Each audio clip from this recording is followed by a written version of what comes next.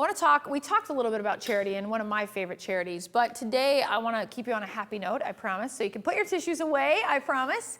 I want you to think about what you can do for the community. Now, charitable marketing gives you a couple opportunities. It gives you an opportunity to create awareness for organizations that really deserve it. It also allows you to generate funds for those organizations, so you are helping, but it also benefits you. You can network and communicate and have contacts, people that can make a difference in your life as well. And that's fair. You should never be ashamed of working for a charity or benefiting from that, in the sense that if you do something nice and something nice happens to you, that's okay. Don't be ashamed. It's okay. I want to show you some of my favorite charities real quick, or just two. Actually, just this one. This is a charity that started when I was, I actually had my son. My second son was born, as I explained, with a major medical problem. His heart stopped at 6 days old. In my arms, and through some major miracle, the only person standing in the room happened to be a physician. I was at my home and she happened to be visiting late night. She was able to resuscitate him there. We took him to a local hospital. Literally, while she kept him breathing, drove to a hospital. They brought him in. He had another episode there where his heart stopped for 2 minutes. At that point, they transported him to Children's Hospital, and he spent a little over the first year of his life there. Now, in the very beginning, it was critical. They said he would not survive. He just was not breathing. His brain was not telling his heart to go. And so he was having real struggles. That year was really the hardest year of my life. It's also the year that I opened the studio. It's the year that I hired my first photographer because I had to, because he was so sick. And so this was a really hard year for me. And the whole world was coming to an end. And this was 13 years ago. So of course, that first year was just exhausting. And we did have some encouraging things happen. He started to grow. I mean, there was a point where at 3 months, they said we needed to plan a funeral. So you can imagine that weekend was terrible. And then by the Monday, they called and said they'd made a mistake. So he still was a very sick little boy, but it was a roller coaster for us. And as he grew and he got chunkier and stronger, he continued to have oxygen, and he was in the hospital. About the time he just crossed over 13 months, 14 months. And we were at the hospital, and they were doing all the tests and they were testing him without oxygen. And I remember, I'll never forget this, because I was sitting in the office, and we lived there. So you stop thinking about what's going on. And I don't know, I was reading or something, and they were working with him and playing with him. And they were testing his oxygen level. And the doctor came in and was talking to the nurses after the test. And he said to the nurse, he said, well, it looks like it's time to take this little boy off oxygen. And I remember looking up and my heart jumping out of my body thinking, you can't do that. I mean, my first reaction was, that's his life. Like, that was his lifeline. And then I processed it for a minute, and I realized what he was saying is that we had made it, that he was now going to be taken off of oxygen. And so, of course, I remember just going, oh my gosh, is this really happening? Like, he's really, and I was watching them. They're like family at that point. So we were just sitting there, and tears started coming to my eyes, and I was listening to them talk, and I was watching them play with my son. And I realized, some of these nurses had been there the entire year with him. And so this was Nick. This was, Nikolai, the little boy they played with. And so, they were talking and laughing and playing with him. And as I sat there, I looked at them, and I thought to myself, I don't care what it takes. I'm going to spend the rest of my life paying these people back. Because as of that day, they had given me the greatest gift. Because what that said, oxygen to me was life. And the fact that he was going to be off of oxygen, off of the tank, meant that he was going to live. And that was a big deal. So it was that year that we started our first Santa charity. Now, this was 13 years ago, or 12 years ago, I guess, as of this next Christmas, 13. We created this program that it was a very low session fee, and the entire session fee was donated to the Children's Hospital. And actually, it's not really a session fee, it was a deposit.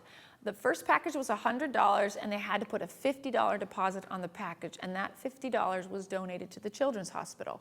The first package was $100, the second package was $75, and the third package was only $25. A package was an 8x10, a 5x7, and 4 wallets, so 2 sheets. For $100, $50 going to the hospital. Now, the first year we did this, I'll be honest with you, we had 13 people sign up for it, and I had 30 spaces, so I called my friends and family and said, come in, it's free, just come in. If you want to make a donation, please do. And we had our little success. The next year it started to grow, and it started to grow, and it started to grow. And we are now at the point that 3 years ago we hit this point where the actual Santa charity books the day it's completely booked the day it ends. So in other words, the next year is completely booked. We started with 1 day, we went to 2 days, we finally took it to 3 days. 3 years ago, we had to take it to 5 days. And if you've ever shot 5 days straight of Santa Claus, 15-minute sessions, every 15 minutes, no lunch break, straight through from 8 a.m. to 7 p.m., it's unbelievable. But the problem was, these children have come every year to see Santa. And this is Santa Larry, by the way. Santa Larry is from Alaska. He comes down special to help us out. He's the most beautiful. He's one of the original Coke Santas. So he's not the original one, but he's one of the Coke Santas. He's so beautiful, and he comes out to help us with this charity. And we have babies who have literally started that are now 11, 10, 12, 13 years, or almost 13 years old, that have been photographed every year. And let me tell you, it's a big deal to these parents. They will fight and claw and scream to get, when they call me on my cell phone in tears going, I didn't call soon enough and everything's booked. You have to, these last 10 years, my kids have been in it. There's no way we can miss Santa Larry. And it's an emotional roller coaster. Hence I added 5 days because I couldn't let people down. So it has grown to this tremendous big event. And we're so proud of it. When I sat in that hospital, 12 years ago, I could not have imagined. I just knew I had to do something.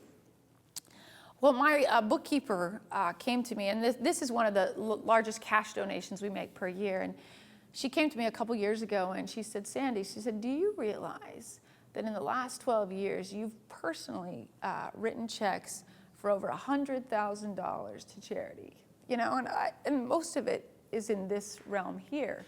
Now, I look at it, and I turned to her and I said, Kim, that's not true. I didn't donate $100,000. You see, I look at it like a big bucket of water.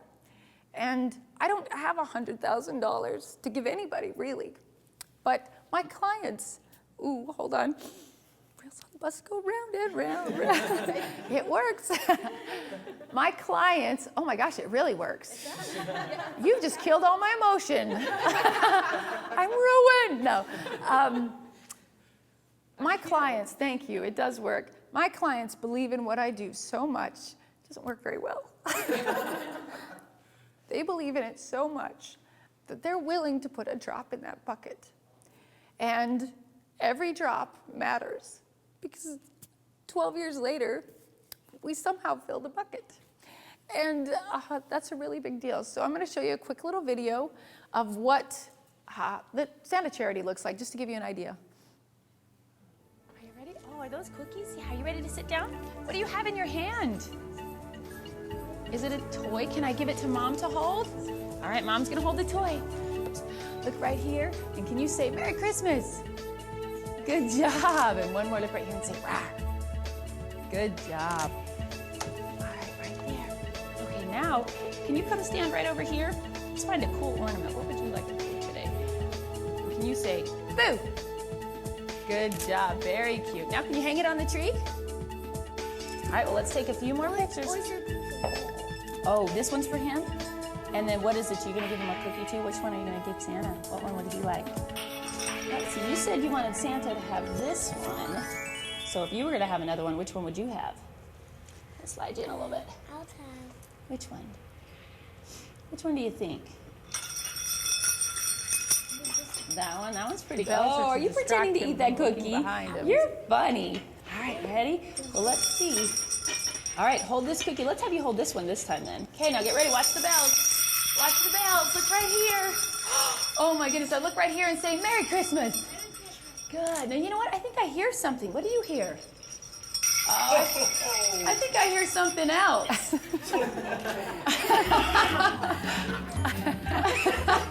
He came down the chimney.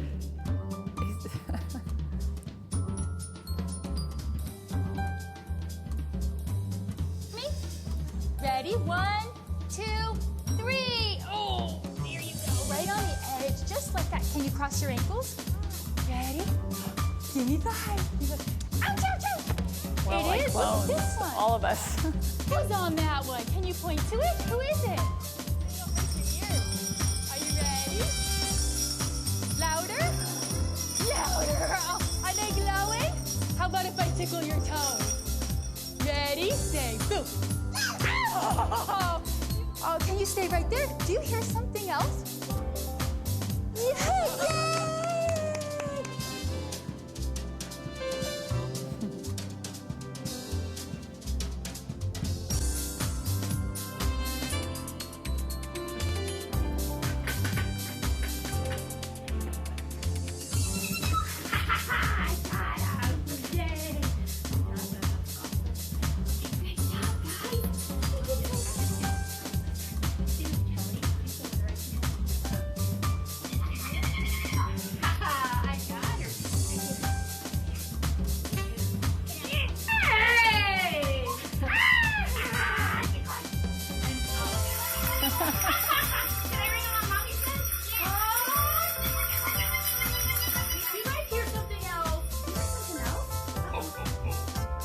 I love this guy. He's like, if I don't look at him, he's not there.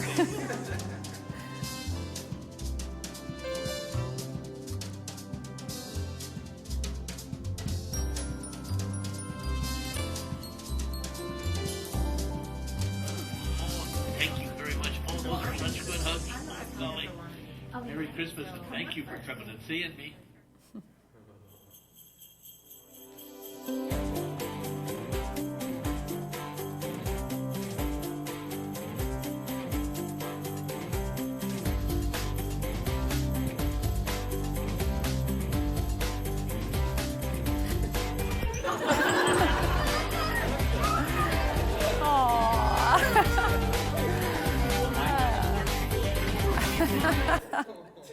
I couldn't resist. Hey, 4 out of 5 ain't bad, right? Come on.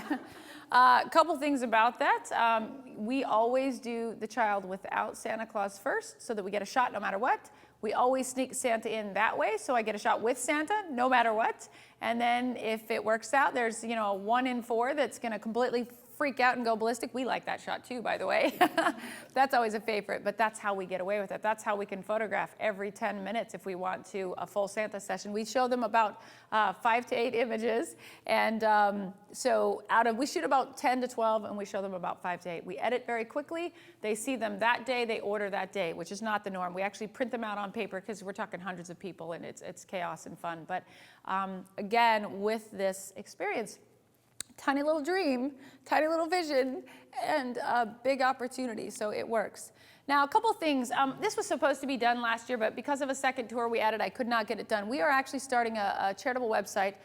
We may change the URL, so I'm not going to get it. It's ICPC is not the URL. It's actually something else. But we will, since if you've signed up for You Can Do, if you've been to anything I've ever done, you'll get notified. This website is dedicated to photographers around the world who are using their art to give back.